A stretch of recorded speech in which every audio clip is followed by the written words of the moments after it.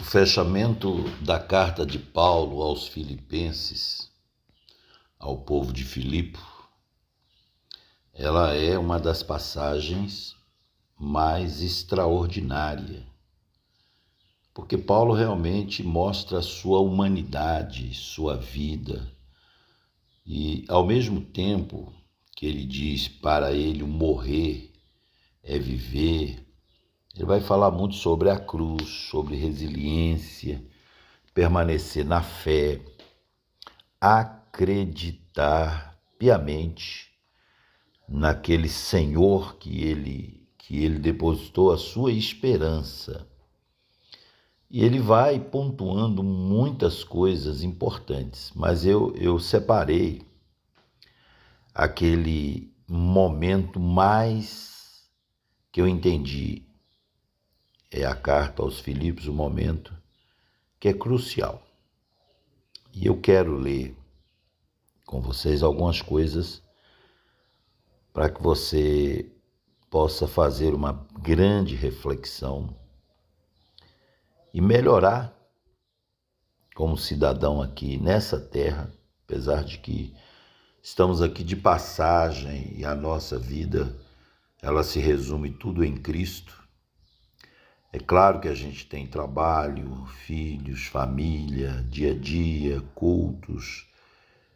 Temos uma vida aqui. O Senhor Jesus mesmo disse: não quero que os tire do mundo agora, mas livra-os do mal.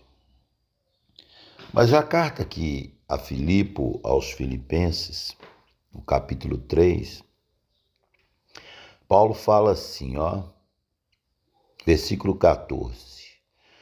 Prossigo para o alvo, pelo prêmio da soberana vocação de Deus em Cristo Jesus. Paulo, após o encontro que ele teve com o Senhor Jesus, lá em Atos 9, caminho de Damasco, ele nunca mais se separou de Cristo. Ele, um homem poliglota, um homem rico, fariseu, o homem que nasceu em Tarsus, na Turquia, o homem que viajou muitos países, levou o evangelho para a Europa. Paulo é realmente o maior evangelista de todos os tempos. Isso não inclui Jesus Cristo, que é o concurso, e é diferente, não se coloca ele para se nivelar com ninguém. Ele é Senhor absoluto. Mas Paulo é essa pessoa. Aqui ele fala que está prosseguindo para o alvo pelo prêmio da soberana vocação de Deus em Cristo. Qual era o alvo de Paulo? A gente vai ver no final que tem que ser o nosso alvo. O meu e o seu alvo é Cristo e o que ele reservou para nós. O próprio Cristo disse que ele estava preparando o lugar. Ele estava preparando um lugar para a gente. No versículo 15 do capítulo 3 de Filipenses, por isso todos quantos já somos perfeitos, sintamos isso mesmo. E se sentis alguma coisa de outra maneira, também Deus vos revelará. Deus vai trazer a verdade, porque... E essa perfeição que nós temos não é porque somos melhor que ninguém, é Cristo que nos purifica. O sangue dele nos cobre e Deus não vê pecado na gente. Estou me referindo à igreja que aceitou a Jesus. Ele nos protege desta forma. Por isso que ele levou sobre si todos os nossos pecados e as nossas enfermidades. Ele escondeu tudo isso, que é coisa que Deus não precisa ver pela sua santidade, e o Cristo resolveu ser isso para a nossa vida. Então diz no 16, mas naquilo que já chegamos, andemos segundo a mesma regra e sintamos o mesmo. Sede também meus imitadores, irmãos, e tende cuidado, seguindo o exemplo que tendes em nós, pelo que assim andam, porque muitos há dos quais muitas vezes vos digo, e agora também digo, chorando, que são inimigos da cruz de Cristo. Olha só onde Paulo nos traz. Há um povo, há pessoas que são inimigos da cruz de Cristo. Mas o mundo é assim, o mundo jaz no maligno, o mundo realmente pertence ao inimigo. Mamon já tomou conta do planeta Terra, na política, na economia, em patrimônio.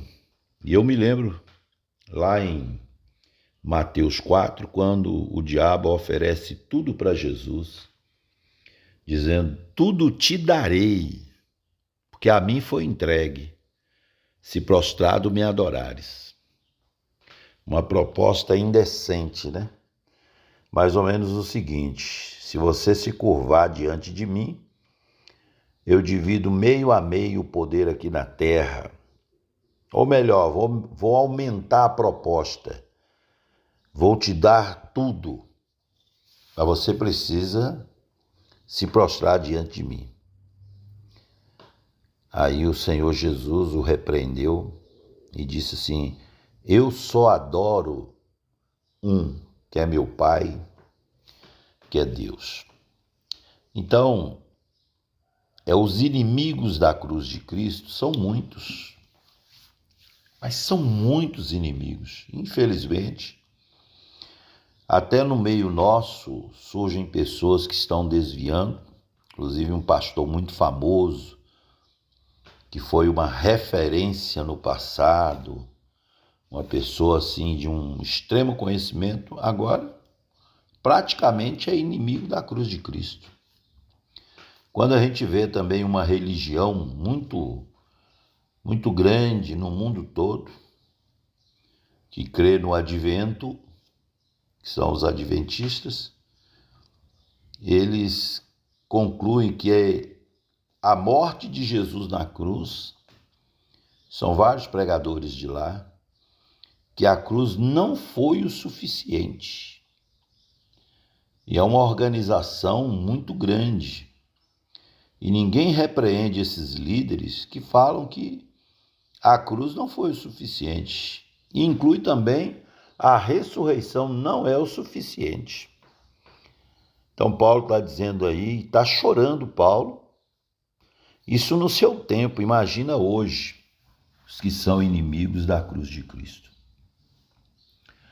No 18, no 19 diz assim: cujo fim é a perdição, cujo Deus é o ventre e cuja glória é para a confusão deles, que só pensam nas coisas terrenas, dinheiro, poder, posição.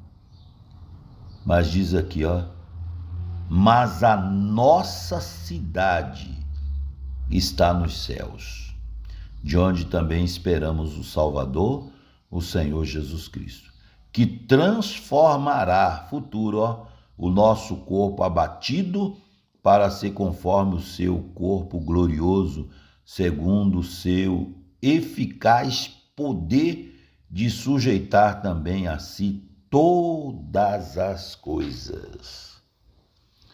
Impressionante que Paulo aqui, ele mostra os inimigos da cruz de Cristo, mostra como será o fim. E hoje, até mesmo no nosso meio, eu me lembro de uma organização que eu fiz parte há muitos anos atrás. O líder máximo de lá sempre gostou de dizer a igreja dos homens. E ele foi falando isso, mas ele externava aquilo que estava dentro dele. Depois que ele chegou ao poder, ele passou a ser dono da igreja. Não essa igreja de nosso Senhor Jesus Cristo, essa só tem um dono, que é Jesus. Mas a organização que ele lidera, ele passou a ser o dono, cujo fim é a perdição. Também não estou colocando aqui como se ele fosse um perdido. Cujo Deus é o ventre. e cuja glória é para a confusão deles. Você vai ver muitos líderes religiosos se metendo em confusão por causa da sua conduta, o seu mau testemunho quando chega ao poder. Hoje as pessoas que chegam ao poder e querem controlar as pessoas, elas simplesmente entram por um caminho que não é o caminho de Cristo. E eles utilizam textos bíblicos que tem que ser assim, tem que disciplinar, mas falta muito amor porque quer alcançar os seus objetivos. No versículo 20, é o fechamento que eu reservei, mas a nossa cidade, ela está nos céus. Nós não temos nada a ver com a terra. Deus prometeu para a igreja céu. Se você vê nas Sagradas Escrituras, lá em Efésios, a promessa é céu. Ele prometeu céu para a igreja. Ele prometeu céu para a igreja. A igreja não tem nada a ver nesse mundo. Chegaremos até reinar com Cristo, mas estaremos com Ele. E aqui diz que a nossa cidade está no céu, de onde também esperamos o Salvador. Então nós aguardamos a vinda dele até as nuvens e a igreja vai encontrar com ele nos ares. Isso para quem acredita que a igreja vai passar pela grande tribulação, é porque está esperando o anticristo. Quantas pessoas estão esperando o anticristo e não Cristo? Mas a igreja, ela espera Cristo, que vai nos levar para uma cidade que é a Nova Jerusalém, que descia do céu. No 21 explica esse desfecho, que transformará o nosso corpo abatido, para ser conforme seu corpo glorioso, segundo o seu eficaz poder de sujeitar também em si todas as coisas. Quando Cristo ressuscitou, o corpo dele só voltou com algumas marcas, porque ele não queria perder Judas. Ele já tinha perdido, ele não queria perder Tomé, ele não queria perder Tomé, porque ele já havia perdido Judas. E Tomé disse assim, eu só acredito vendo. E ele então comparece ainda com as marcas nas mãos, no peito e nos pés, para mostrar para Tomé que ele, naquele momento ele diz, Senhor, Jesus diz, não seja incrédulo, mas crente. E ele então creu e não se perdeu. Inclusive, quando nós encontrarmos com o Senhor, nós o encontraremos com essas feridas. Até os que os transpassaram vão ver e vão entender que foram seus antepassados que praticaram aquilo. E ele transformará o nosso corpo abatido. Então nós vamos ser transformados. Quantas pessoas que estão definhando num hospital ou em casa, mas é crente, passando por aquele período. Aquele corpo não vai ficar daquela forma, doente, cheio de problemas. Não, será um corpo também glorificado, e isso faz sentido, porque seremos como ele é, a estatura do varão perfeito.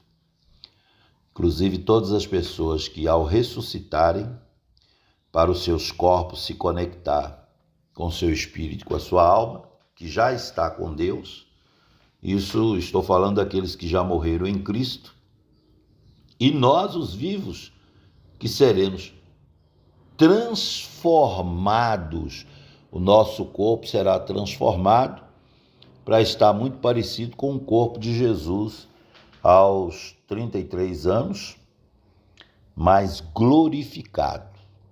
Corpo de glória, capaz de atravessar a parede, mas também capaz de se alimentar, pisar na terra e ter assim um corpo metafísico, Ele está dizendo isso aqui, é um corpo diferenciado.